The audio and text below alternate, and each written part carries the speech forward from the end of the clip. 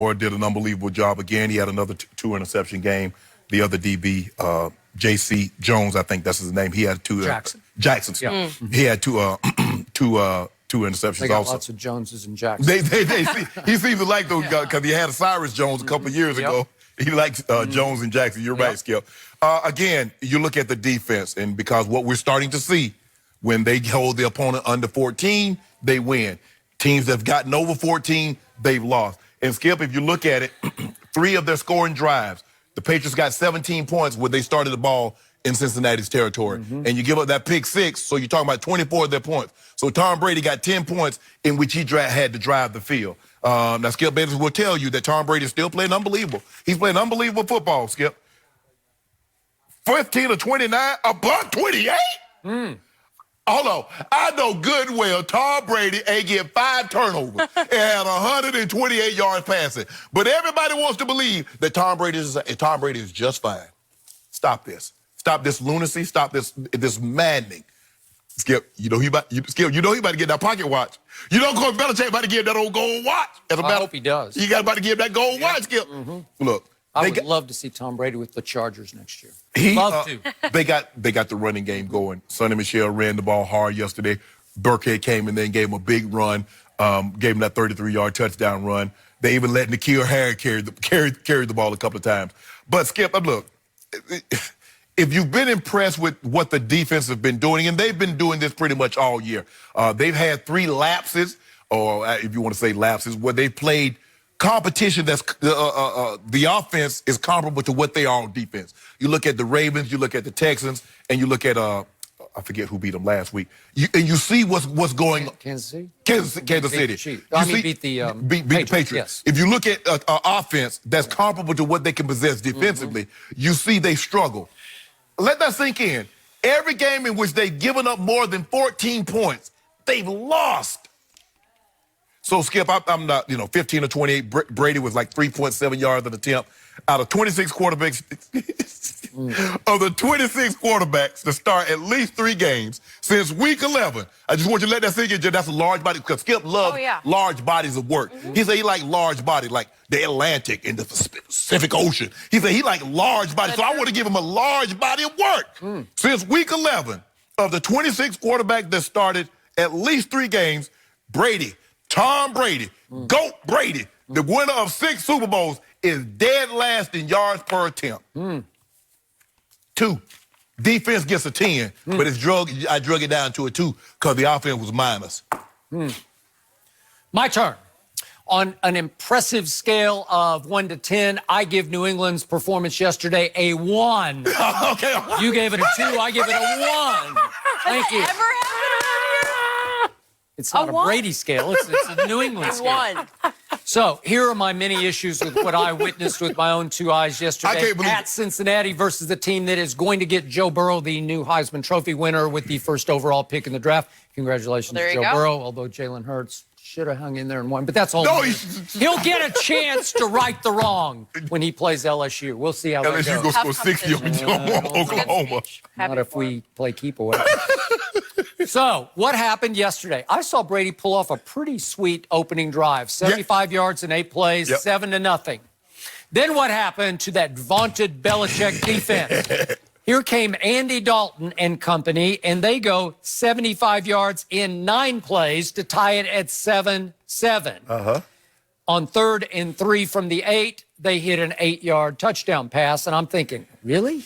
Really? You're letting Cincinnati, the worst team in the league, do that to you? Yes. And then Brady went nowhere the next drive, and here came Andy Dalton again, and they go 49 yards in 9 plays and had a little chip shot 34-yard field goal, and they were ahead 10-7. That's the Belichick defense. These are the Bengals at Cincinnati, and they're doing that to them. I'm not impressed. So what did I tell you Friday was the only ray of hope for this team? It has one potential silver lining, one potential game season saver. His name is N'Keal Harry. He played all of 2 snaps against the Kansas City Chiefs at Foxborough. Yesterday, guess I was a little ahead of this curve, N'Keal Harry played 38 snaps. You don't think they were trying to feature him, trying to get him to grow up fast? Because they know what's obvious. He's their only hope. He's all they have at receiver who can actually make a play, Get it done. separate, make something happen. So they handed it to him twice, and Brady actually stooped to throw it to him 4 times, and he caught 2. And the second one that he caught was for a touchdown. Right. It was the only time the whole game, if we could see the touchdown throw, it was the only time Tom had time. And I don't know why he had time. They looked like they rushed like 3. And they played all coverage in the end zone. And this is the throw to N'Keal Harry. But this is the only time all day long that Tom actually had time to look. And then he fired a strike to, guess who? Number 15, N'Keal Harry. First-round pick out of Arizona State. He's a stud. He's 6'4", 225, and he ran 4.5. But, Skip, the thing is, normally, what we don't normally see dealing with the Patriots is that we don't normally see rookies contribute heavily. Okay, but they have So no they're forced choice. to now, huh? Mohamed Sanu is a bust to me. And Brady threw him another few. I think he targeted him the most yesterday. They tried to get him going. He had 8 balls he was targeted. But Skip, one of them he threw for 13. Skip, one of them he threw so hard. Sanu turned around and looked like Brady. Okay, but you got to catch that. Skip, he threw it. It hit him right there. Skip. Okay, I'm calling that one of the drops. So they had 2 drops more yesterday, and they lead the NFL in drops. They also lead the NFL in lack of separation. And what happened to Julian Edelman yesterday? Back to our man Jay Glazer on the pregame show. He had a great day yesterday on the pregame show. What did he say? He reported that Julian Edelman was, and I'm going to quote Jay, highly questionable. He's got ribs, he's got a shoulder, and he's got a knee. And it sounded like if you're highly questionable, there was some thought that you shouldn't play in this game, but he sucked it up and he played. And you see the outcome. He played 40 snaps to 38 for N'Keal Harry, which is low for Julian. Skip, I mean, you could just look. I mean, the thing, there's no worse feeling than being injured and being out there. Because your mind, Skip, you're not thinking about catching no ball. You're like, man, my knee hurt, my ankle hurt, my ribs hurt, his shoulder hurt. And you could tell in his route running, that's not Julian. That was not Julian. So Tom threw him 5 balls, and he caught 2 for 9 yards. Okay, so if you take Julian away, which they usually take away with double coverage, but they didn't even need to double him yesterday, what exactly is left? Well, to your point, finally, it's been a long time since Sony Michel emerged from the doghouse into some pile driving runs, and that's pretty good. He got 89 yards on 19 tries. Yeah.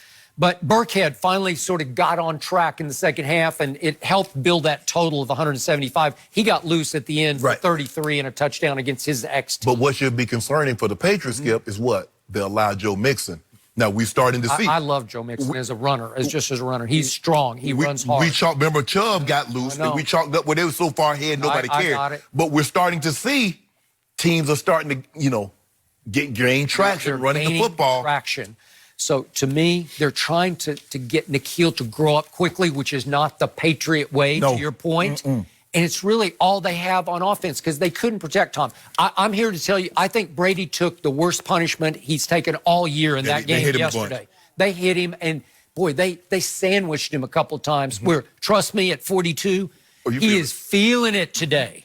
He is having I know LeBron said after the game last night, I'm feeling it. When there was a question about, do you see yourself being able to play with Bronny? Yeah. Well, it's still a ways away. And LeBron said, I don't know. After the way I feel tonight, I don't know if I'm going to make it. Right. Because at the bare minimum, Skip, Bronny is a freshman. So you still got 18, 19, 20. That's 20.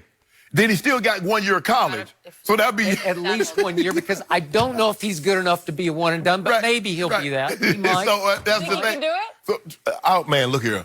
And to try to play at the level that he's playing, because that's the thing. If Tom felt that, and in Tom's mind, he's still playing at the high level. But when you these great players, if you see a substantial drop, Skip, you can't. LeBron ain't gonna hang around to be scoring no 14 points. That's why Kobe left. I totally agree. That ain't in him. So the point is, New England's going to have a hard time beating Buffalo on Saturday.